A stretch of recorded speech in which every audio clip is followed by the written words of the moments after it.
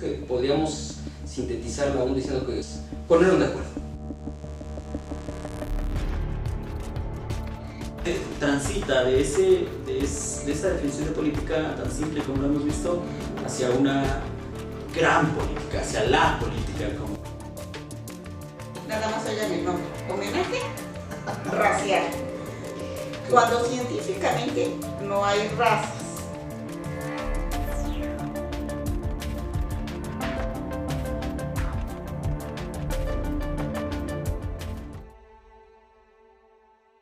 Hola, ¿qué tal? Bienvenidos a Oaxaca Política Media. Este es el primer programa que les venimos a presentar. Hoy tenemos a un invitado de lujo. Él es el doctor Arturo Cano Cabrera. Muchísimas gracias por acompañarnos, doctor. Él es doctor en Sociología por el Colegio de México.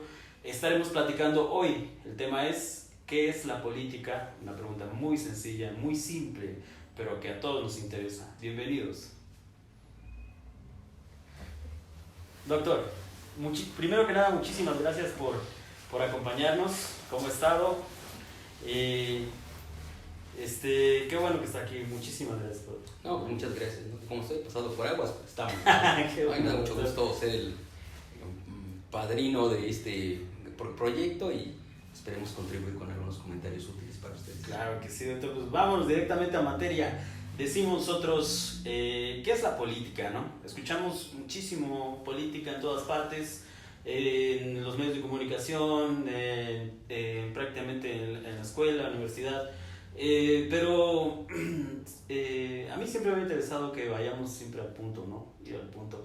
¿Qué es la política? Yo lo busqué en el diccionario, hice mi tarea, antes de venirme para acá, hice mi tarea, lo busqué en el diccionario, dice que la política es una actividad humana encaminada a la toma de decisiones dentro de un grupo, en donde dichas decisiones afectan a todos y cada uno de los miembros de ese grupo. ¿Está usted de acuerdo con esa primera definición muy cuadrada o qué nos podría comentar, doctor? Pues es una buena definición en términos gramaticales, ¿no? Yo creo que podríamos sintetizarla aún diciendo que es la política, es ponernos de acuerdo. Sí. Es sencillo, ¿no? Que tiene implicaciones, claro. Sí. ¿No? Por ejemplo, utilizando tu definición, pues obviamente somos los únicos animales del reino que sí. Pues tenemos que ponernos y empatar pretensiones para obtener objetivos comunes en el ámbito ya de la colectividad como tal. Entonces, pues el ponerse de acuerdo pues no es tan sencillo. Ya hemos visto por qué, y ahí yo creo que está el desafío de entender la política.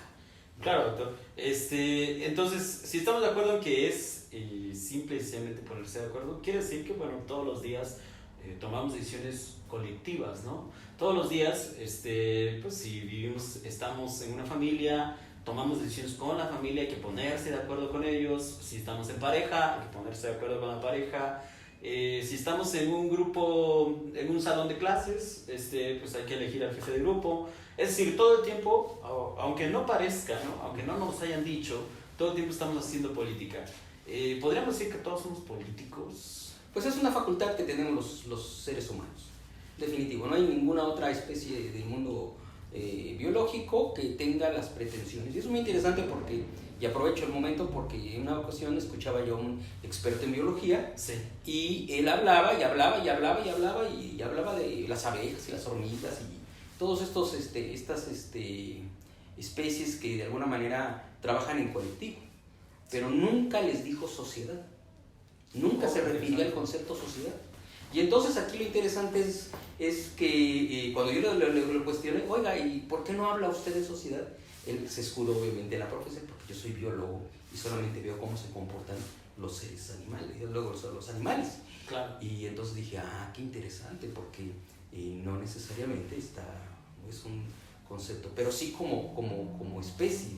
Sí, seríamos, digamos, a la manera aristotélica, seríamos el único... ¿Son políticos? El único animal político, ¿no? Así es, pero además animal político porque, bueno, ya sería complicar un poco la conversación, ¿no? Sí. Ya cuando hablamos o citamos a Aristóteles o algún otro, pues ya estamos hablando de formas de gobierno, formas de organización política, ¿no? Sí. Pero tienes razón en ese punto de decir que que hasta en los espacios más inusuales hay esta necesidad de coincidir, ¿no? Por ejemplo, un hombre que llegue después de trabajar y que le exija a su mujer, dame de comer, la mujer puede ejercer su rango de disenso y decir, ahí están los frijoles en la cocina, caliéntatelos. El ejercicio de la política. Entonces, obviamente, es claro. Entonces, el asunto sería decir, ¿sabe qué? Otros mecanismos en los cuales la convivencia pudiera ser más amena, más integradora. Claro. Que eso sí es, decía hace ratito, ya pasándolo al ámbito de la esfera pública, a la esfera de los asuntos de carácter común, pues sí se complejiza de manera... Y es que podemos ir como avanzando sobre niveles de colectivo, ¿no? Pensemos en una pareja, bueno, es complicado tomar decisiones en pareja o en una pareja de amigos, por ejemplo, pero se llega a un consenso pues un ratito, ¿no? Es muy claro que por acá en el andador turístico vemos grupos de amigos que están tomando la decisión si hoy se van a un lugar a tomar unas mezcales, otro día se van, o algún otro pues no está de acuerdo, etcétera, pero ya tienen que llegar a un acuerdo, ¿no?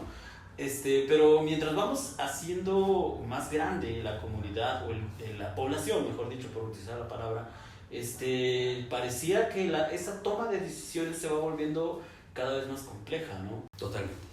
De hecho, por ejemplo, hay una cosa que no está presente ni en tu percepción de la política ni en la mía, que es el desacuerdo. O sea, así como podemos ponernos en común, también es natural que por nuestras opiniones no estemos de acuerdo, ¿no? Claro.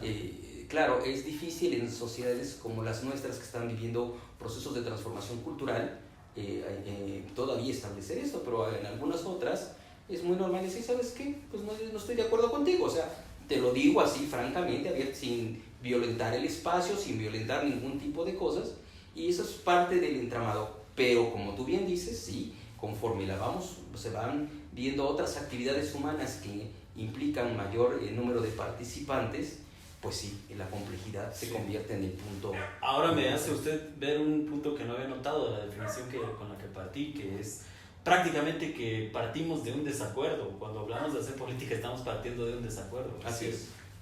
No sé qué es lo que desea el otro, ¿no? No sé qué está pensando, no sé qué.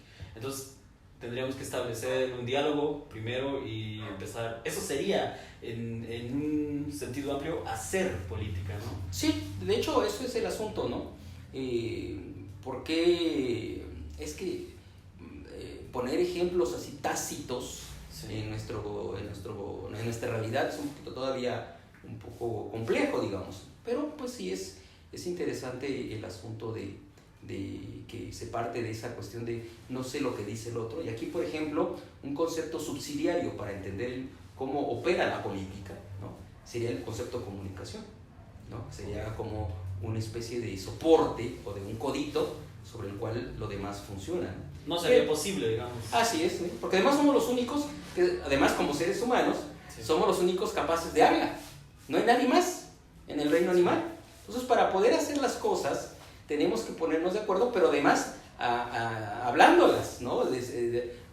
Sí, como dirían en los Piratas del Caribe, el parley famoso, ¿no? O sea, es decir, vamos a hablarlo y en función de eso, a ver si concordamos o no. Okay. Como otra facultad, ¿no? Bien, aquí es donde ya se empieza a complicar la cosa porque, pues, como les decía hace un momento, si son grupos relativamente pequeños, pues, jala una reunioncita, un diálogo, pero cuando se van haciendo más grandes y nosotros tratamos de extrapolar esta definición muy sencilla de qué es la política hacia las entidades con las que nos bombardean todos los días los medios de comunicación, como puede ser pues, el gobierno federal, el gobierno estatal, el gobierno municipal. Por eso estoy muy feliz de haber invitado a un experto, porque de esto se trata de que las personas se acerquen un poco a que entiendan un poco o que puedan ver a través de diálogos cómo se transita de esa definición de política tan simple como lo hemos visto hacia una gran política, hacia la política, como lo mencionan en los medios de comunicación, ¿no?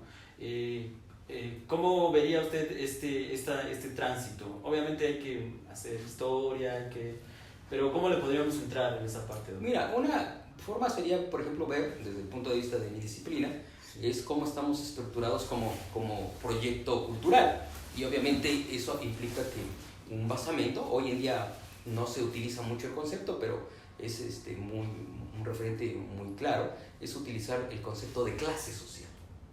¿Sí? ¿Por qué el concepto de clase social? Porque el concepto condensa los perfiles de los grupos que participan en esa política más amplia que tú llamas, ¿no? Por ejemplo, pueden estar gente como los sacerdotes, ¿no? Pueden estar los empresarios, pueden estar los maestros, pueden estar... Entonces, dependiendo de lo que ocupe, de la posición que ocupen en esta, digamos, visión o composición de la sociedad, es como aparecen los proyectos, como es como uno refrenda, ¿no? Por ejemplo, en el siglo, voy a poner un poco de historia, a finales del siglo XIX, pues no existían los famosos partidos de masas, eran los partidos de élite, los partidos de los potentados, por decirlo de alguna forma, que lo único que los diferenciaba era si firmaban con la derecha o firmaban con la izquierda, por decirlo de alguna manera muy simple, hasta que aparecieron los obreros.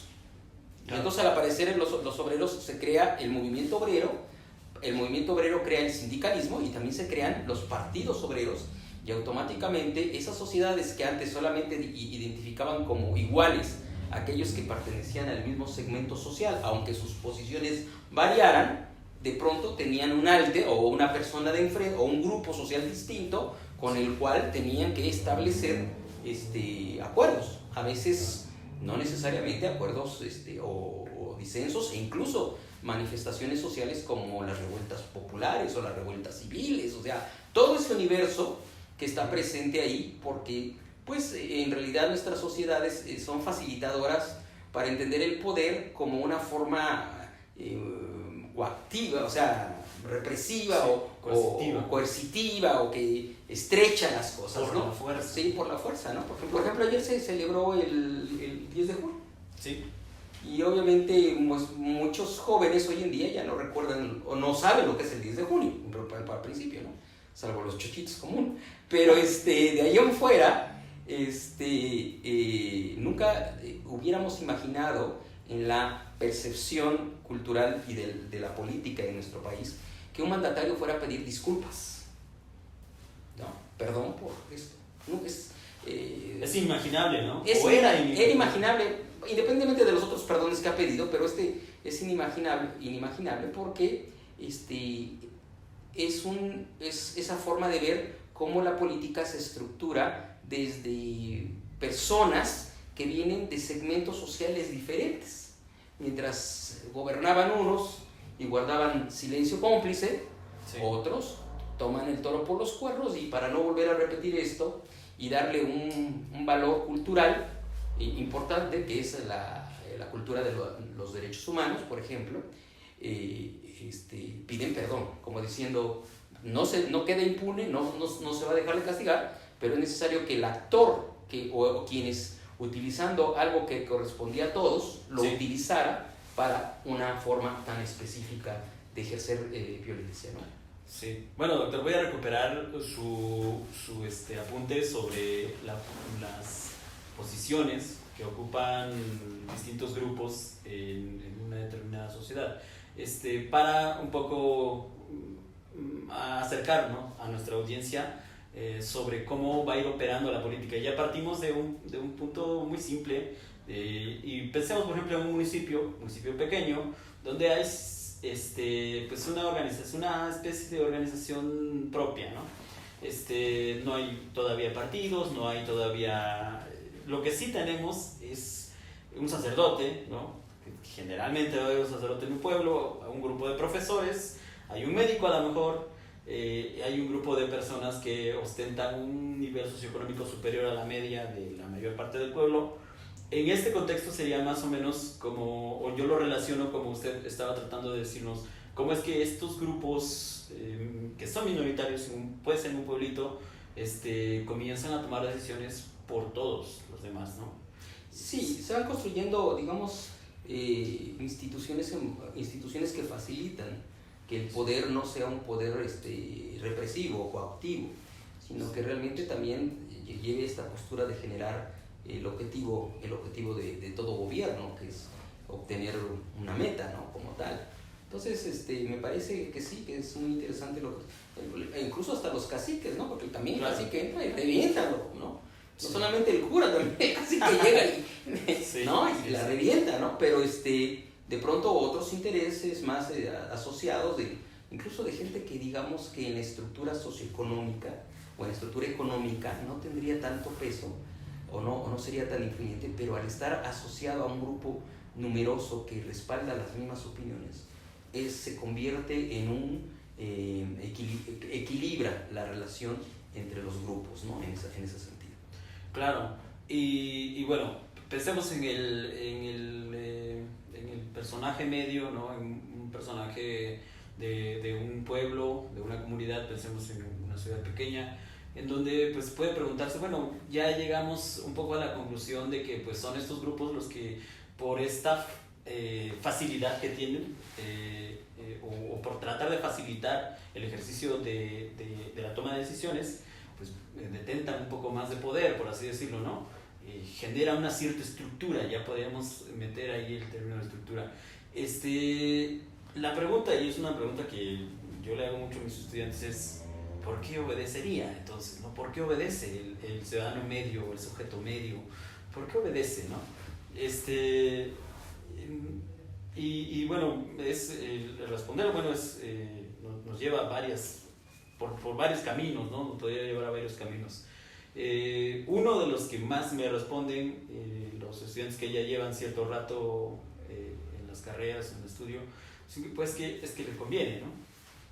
Y yo le pregunto a usted, ¿qué tanto le convendrá, digamos, a los ciudadanos medios mantenerse, digamos, en esa misma estructura en la que ahora es fácil, digamos, tomar decisiones, ¿no? Pues mira, si lo vemos desde el punto de vista de la literatura, pues no acabaríamos.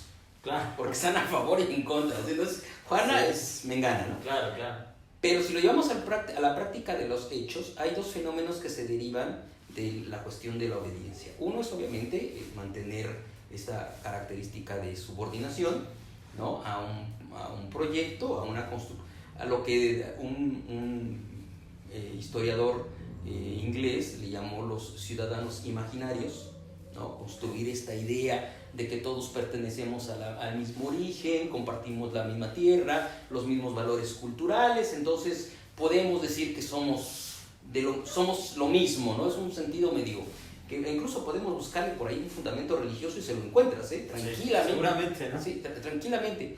Pero el otro es precisamente, hablábamos del disenso, sí. Es la revuelta popular, claro. ¿no? O sea, tú puedes ver que, por ejemplo, este domingo, ¿qué pasó hoy, en esta semana, en este mes en México? Pues la gente aceptó su papel de ciudadano en un tono, no de obediencia ciega, pero sí en un sentido de pertenecer a esta comunidad de manera voluntaria, ¿no?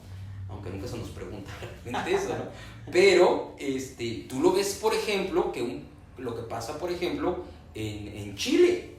Los ciudadanos dijeron, basta ya, no queremos más esto, nos oponemos a esta situación y pedimos un cambio de las reglas con las cuales poder estar de acuerdo y de alguna manera sentir que somos parte de esa forma de convivencia que necesitamos hoy en día y no la anterior que nos constriñe, ¿no? O sea, imagínate, un país se levanta simplemente por el hecho de que le suben, creo que el precio del transporte público. Bueno, ese sería como el detonante. Sí, ¿no? sí, el detonante. Pero y también en Colombia, por ejemplo, eso también fue un elemento, ¿no? Para subir un impuesto, claro. O sea, ahí nos damos cuenta que el concepto de obediencia es un concepto también de un equilibrio muy frágil, ¿no? Sí. No, uno a veces lo vemos como una estructura dura, férrea, pero pues en realidad en los términos de lo que es el actuar de los acontecimientos de orden político, todos los conceptos son frágiles, Claro. Hasta el concepto mismo de poder es frágil. A veces uno lo ve como, ¿no? Como sí, antes, ¿no? O lo encarna uno en el presidente, ¿no? Antes, Claro, yo y es que- recuerdo eso desde niño, ¿no? Sí, y es que también volviendo un poco al esquema que habíamos platicado sobre estos grupos que van a tomar decisiones por facilitar, digamos, el ejercicio de la toma de decisiones, pues empiezan a crear discursos, ¿no? Sí. Y eso es también importantísimo que lo tratemos porque a lo mejor la misma idea de lo que es la política, ahorita ya hemos tratado de sacarle una definición ahí para que tengamos un manejo un poco más práctico, pero la misma idea que tenemos de la política responde a un cierto discurso, ¿no? A un cierto conjunto de ideas que se nos van a venir planteando desde de la educación en la iglesia, de la religión, la educación pública también, generando estos espectros o estos, pues, ¿cómo lo podemos ver? Estas imágenes que parecen tan aplastantes como la figura del poder, como la figura del gobernante, como la de la dominación, y entonces cuando nos presentan estas situaciones en las que las personas de pronto caen en la cuenta de que la toma de decisiones pues depende de la organización del grupo, y resulta que en ese grupo pues sí están incluidas los grupos facilitadores, le vamos a llamar por ejemplo las élites, pero también están los ciudadanos, las personas de a pie, ¿no? Es muy interesante lo que nos platica. Sí, es que en realidad no hay nada acabado Sí. en la construcción humana hasta el día de hoy. No hay nada acabado, no hay nada, absolutamente. Sí. Estamos viviendo periodos y una etapa de fuertes transiciones, no solamente en el ámbito de las convivencias políticas o culturales, sino también en el ámbito de los descubrimientos y los avances científicos que van a modificar nuestra vida en un futuro ya prácticamente inmediato, como nunca en la vida se había suscitado antes, ¿no? Es decir, estamos viviendo un proceso que lo que ha relativizado es que esas viejas construcciones que de alguna manera sirvieron para explicarnos cómo vivíamos, cómo convivíamos, cómo acordábamos, ¿no? Incluso están poniéndose en tela de juicio. Por ejemplo, pongo un ejemplo rapidísimo. En España siempre se hablaba de que había dos partidos y que estos dos partidos marcaban la ruta hacia dónde se iba. Sí. Llegó un momento en que como tú dices, el discurso era el mismo, no sabías ya distinguir quién era el portador real. Claro. Y entonces vino una crisis social fuerte y entonces aparecen otras alternativas políticas y ese bipartidismo que era fuerte y que uno pensaría que era inamovible prácticamente se desmoronó, a lo mejor no en los términos de lo que uno desearía que fuera, porque obviamente también surgieron posiciones muy, muy conservadoras, pero brutalmente conservadoras. Y entonces ahí vemos que de alguna forma están insinuando. El discurso en la cuestión del poder y de la política es muy importante porque es la forma expresiva o la forma con que se expresan los grupos a la hora de proponer un proyecto político. Claro. Sí, en este sentido nosotros nos acercamos ya a entidades, le voy a llamar ahora entidades, pero obviamente son instituciones que van a concentrar el poder en distintos niveles, ¿no? En distintos niveles de grupos y además en distintos niveles jurídicos, ¿no? En Oaxaca basta aventar una piedra para ver cómo se organiza un municipio o para ver cómo no se organiza un municipio en términos de toma de decisiones, ¿no? Que es nuestra materia en la política, ¿no? Entonces, quería que platicáramos un poquito sobre el origen de estas demarcaciones, sobre el origen del nivel municipal, del nivel estatal y por supuesto del Estado Nacional que pues, aunque parece que es muy antiguo, pues realmente no tiene tantos años como uno pudiera creerlo, ¿no? Sí, fíjate que es muy interesante porque en nuestro país, en nuestra historia, inicialmente solo había dos niveles de gobierno, el nivel federal y el nivel estatal. Fue hasta la reforma política que introdujo Miguel de la Madrid entre 82 y 84, donde él puso al municipio como el tercer nivel de gobierno, ¿no? Aunque ya existían los ayuntamientos y todo esto. Sí. para darle de alguna manera este sentido de dinámica en función de otros modelos de otras naciones como para ponerlos en concordancia. Pero curiosamente los ayuntamientos fueron inventados por los romanos. ¿Sí? O sea, tienen más de 2000 años esas cosas funcionando. Sí, sí, sí. Se perdieron en la Edad Media porque pues eran, ¿no? Sí, castillos. Castillos y señores feudales. Sí, sí. Pero realmente veían por el interés de la polis, ¿no? Y por eso había sanidad y por eso había una serie de servicios que la gente contribuía con ellos, ¿no? Tanto los patricios como también los esclavos en alguna u otra forma.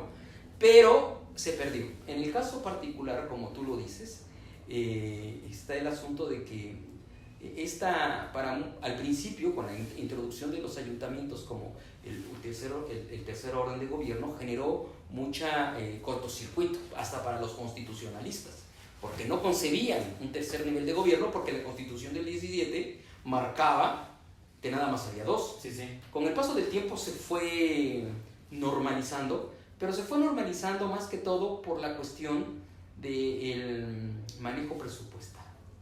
Si se dan cuenta, el gran botín de un municipio durante algún tiempo era el presupuesto que se le asignaba, ¿no? Sí.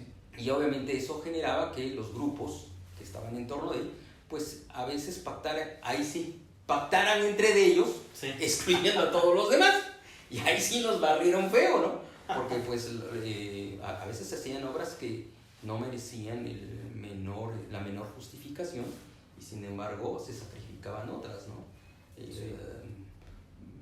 Por ejemplo, seguridad pública, sanidad, ¿no? Como algunas de estas eran de dependencia de otro nivel de gobierno, pues esperaba que ese otro nivel de gobierno atendiera y nosotros no lo cumplíamos. Y pues obviamente la ciudadanía se sentía como que pues nada más eran tareas mínimas, ¿no? Claro. Cuando en realidad no lo era. Sí, ahorita que menciona el origen del nivel municipal, de la demarcación municipal, los ayuntamientos, dice que tanto los esclavos como los patricios estaban, en contexto del Imperio Romano, estaban enfocados en aportar, digamos, al poder central, ubicado pues en la ciudad, ¿no? En Roma, ¿no? Me parece que a lo mejor nosotros no tenemos esos objetivos cuando nosotros tomamos decisiones en colectivo, ¿no? ¿Cuáles serían mayoritariamente las decisiones o los temas? Ahorita ya mencioné salud, educación, etcétera. Los temas que a todos nos interesan y que para los que nos necesitamos de la comunidad, necesitamos del grupo para ponernos de acuerdo. Primero pues es quién va a tomar las decisiones y después es para qué se van a tomar esas decisiones, ¿no? En beneficio de qué, cuáles serían los temas centrales a nivel municipal. Pues mira, son tareas eminentemente muy hasta cierto punto como diríamos muy quemadas, muy explotadas, sí, ¿no? Sí. Es muy reiterativo esto, pero cada gobierno debería atender una y por lo menos dejarla consolidada, sí, ¿no? Para que el que siga simplemente tiene que mantener eso que está consolidado y dedique sus esfuerzos en otra tarea que está pendiente, ¿no? Desafortunadamente nosotros no tenemos estas formas porque prácticamente estamos reinventando este nivel de gobierno cada 3 años sí. A niveles electorales o cada año o 3 agencias, ¿no? en las agencias o en algunos municipios en Oaxaca, ¿no? Imagínate, por ahí todavía hay municipios, creo que se eligen al año y medio, ¿no? Sí. Entonces imagínate qué locura, o sea, no hay continuidad, hay realmente, y por eso siempre son las tareas básicas, basura, seguridad con topiles, la fiesta del pueblo, ¿no? Claro. O sea, sí, religiosamente no puede faltar, Sí. ¿no? Pero no vislumbro, y ahí sí te quedaría en deuda, cuál sería una cuestión de impacto inmediato, ¿no? Pero sí, inequívocamente, por ejemplo, a lo mejor sí esta cultura propia del siglo XXI que es ampliar y dar a difundir y obviamente desarrollar lo que es la cultura de los derechos humanos. Sí. No solamente la protección de los derechos humanos, sino la cultura de los derechos humanos. lo cual para muchos hace cortocircuito porque dicen es como darle protección a los delincuentes. No, la protección de los derechos humanos pasa porque el Estado no te rompa la madre. Por ejemplo, ¿no? Entre otras, o que si sales de un tianguis o de un, ¿cómo se llaman estos lugares? Sacrosantos, un antro, Ajá. no te agarre la ministeria y al mismo te baje y piso pariente, ¿no? O sea, sino claro, que realmente es que si tú sales, es increíble cómo por cuestiones simplemente anecdóticas, en algunos lugares la gente que sale prácticamente a gatas de estos lugares en otros países los dejan dormidos en la calle, sí, hombre o mujer, y vámonos a otra cosa mariposa, ¿no? claro. Si hay un disturbio o algo así, ahí sí ya ¿cómo? Infringiste ese límite, ¿no? Claro. Pero yo creo que por ahí podría ser esa cultura en cuanto a nuestro país para que tenga sentido debe ser construido en los niveles más bajos, ¿no? Y la cultura de los derechos humanos, particularmente en eso de limitar al propio poder y obviamente a través de los acuerdos políticos para que no se abuse de eso, ¿no? Sí, pues me parece viable un primer objetivo como para que todos estamos de acuerdo en esto, ¿no? Por lo menos en esto sí estamos de acuerdo. Sin embargo, veo en la organización municipal, las demarcaciones aquí de Oaxaca, que pues se toman en serio varios puntos. Por ejemplo, el que mencionaba de la seguridad con topiles, ¿no? Son ellos mismos, es el mismo pueblo el que comisiona a un grupo de individuos que van a estar a cargo, por ejemplo, en un baile o en una feria, de que no se rompa la armonía, ¿no? Por así decirlo. Y la fiesta del pueblo, la festividad también es un punto en el que se ponen muy de acuerdo en los municipios, ¿no? Ya para cerrar, doctor, la última y nos vamos, es Nos echamos la caminera, ¿no? Sí, ¿quién debe gobernar? Cuando uno va a la preparatoria nos enseñan que Aristóteles dijo que hay unos que nacieron para mandar y otros que nacieron para obedecer, ¿no? Y pues si no tenemos una mayor formación, pues nos quedamos con esa y a nosotros siempre nos gustaría ser los que vamos a mandar, pero resulta que cuando nos enfrentamos a la realidad social, pues no es tan sencillo, como que haya unos que hayan nacido para eso y otros que no estén destinados. Obviamente es otro contexto en el que nosotros vivimos, pero de repente la población siempre se pregunta ¿y por qué este tipo aparece ahí como el que tengo que elegir, ¿no? Tengo 3 colores para elegir y resulta que no creo que ninguno de ellos esté destinado para mandar. Es más, ni siquiera los había conocido antes, ¿no? Entonces, ¿habrá alguna forma de determinarlo? ¿Quién está para mandar, quién no? Es una pregunta muy polémica, muy retórica la que estás haciendo, sí, mi querido Héctor. Yo te diría que ya la visión aristotélica no aplica, ¿no? Porque estamos viendo los fallos. Llegaron a los cargos públicos gente advenediza, sin ningún sentido del interés público, pensando que con sentarse en el escritorio ya se arreglaban por abracadabra las cosas. Se envileció la vida colectiva, ¿no? En ese sentido. Y obviamente pues por ahí es donde yo creo que sería interesante. Ahora, lo que sí es claro es que quien pretenda gobernar primero tiene que obedecer, ¿no? O sea, mandando, obedeciendo. ¿Qué se obedece? Las leyes. Y ahí sí volvemos otra vez al mundo griego, si tú quieres, con Sócrates, cuando le preguntan, Sócrates, ¿por qué no agarras y está ahí el caballo afuera? Agarra, la gallo, mano, o sea, no hay ni policías, ¿no? Ya había sido condenado a muerte, sí, ¿no? Ya tenía la cicuta, creo que hasta en la mesa lista y preparada, ¿no? Qué bonito cóctel. Imagínate que de pronto él les dice, no, porque tengo que respetar las leyes que los atenienses se han dado para gobernar sus vidas. Entonces, el que debe mandar debe obviamente entender que, o más gobernar, para no decir mandar, suena muy feo, pero para gobernar debe conocer en el marco de cuáles son esas atribuciones en las cuales se tiene que poner. Y esa es una función desvirtuada de la política. Los políticos primero se ponen de acuerdo y luego ven las leyes a ver cómo se ajustan. A ver si ajustan. Cuando debería ser al revés volteado. Primero vemos las leyes y sobre eso vamos a ver qué podemos hacer o si no incluso plantear su modificación para un beneficio mayor. Claro. Yo creo que en ese sentido es una lección que estamos por aprender. O sea, no está, como les digo, nada escrito, pero no tenemos referentes tangibles, ¿no? Referentes claros para este tipo de situación.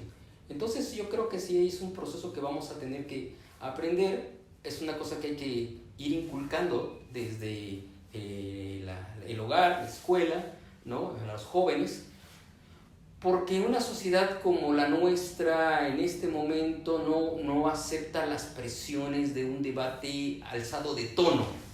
Claro. ¿No? Lo estamos viendo hoy en día, ¿no? O sea, no acepto que tú tengas una posición y entonces yo te contraataco, pero no te ataco con el sentido de imponer una posición, sino de destruirte, ¿no? Y eso cuando tú ves a un actor político, ya sea una persona o un grupo, utilizar todos sus recursos para destruir, pues te das cuenta que están muy limitados o que no tienen propuesta, ¿no? Y que quieren irse para atrás, ¿no? Quizá, doctor, el hecho de que nos exacerbemos a la hora de tener una discusión sobre política, sobre la gran política con nuestros compañeros, se deba a que nos cuesta trabajo entender que son procesos, ¿no? Y que, pues, aunque las decisiones se tomen ahorita, el hecho es que tardan en ir cuajando, en ir pues, estableciéndose como acuerdos ya reales dentro de ellos. Sí, claro, y además hay que ser pacientes porque muchos de estos procesos se llevan décadas, no son de un día para otro, no son de semanas. Sí. Por ejemplo, la política esta de la suspensión del embarazo en la Ciudad de México, voluntario, pues tardó casi como 12, 15 años en ser aprobado desde la primera vez hasta que final.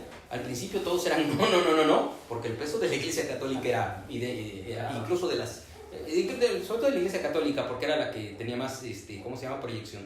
Conforme se fueron cambiando y fueron modificándose los integrantes de los cuerpos legislativos, fue avanzando hasta que finalmente adquirió un tono que ni agraviaba a un sector, por decirlo de una forma, permitía la posibilidad de que las mujeres tuvieran un derecho, el derecho a la interrupción en condiciones saludables y de que no arriesguen su vida ante una decisión de esa naturaleza, y al mismo tiempo también preveía que otros grupos se podían,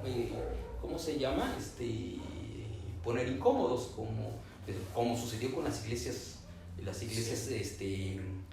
cristianas, por ejemplo, ¿no? Entonces obviamente son procesos que tenemos que esperar hasta 1 o 2 décadas para pedir el perdón, nos echamos 50 años. O sea, espérate, pero finalmente se dio, ¿no? Sí. En esa lógica.